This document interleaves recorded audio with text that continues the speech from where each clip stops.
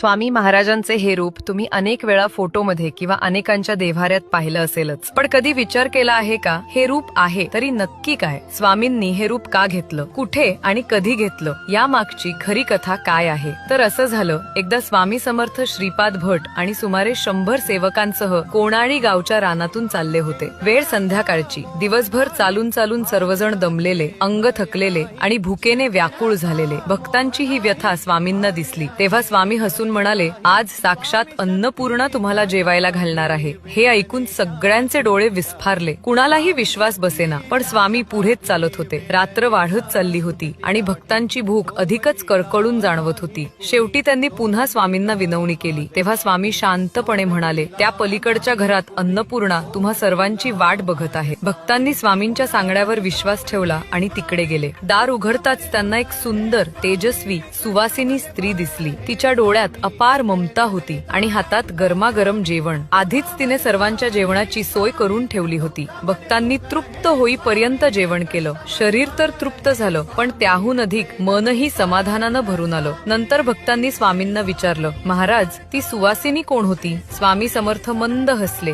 आणि म्हणाले, ती दुसरी कोणी नसून माता अन्नपूर्णाच होती. तुम्हाला जेवायला घालण्यासाठी ती माझ्याच रूपातून प्रकट झाली होती. म्हणूनच स्वामी समर्थांना अनेक भक्त स्वामी आई म्हणूनही हाक मारतात. भक्त जेव्हा आई म्हणून हाक देतात तेव्हा स्वामी खऱ्या आई वडिलांसारखे धावून जातात. म्हणूनच त्यांना सर्वव्यापी, सर्व गुणसंपन्न आणि अन्नपूर्णेच्या मूर्तिमंत रूपात मानलं जातं.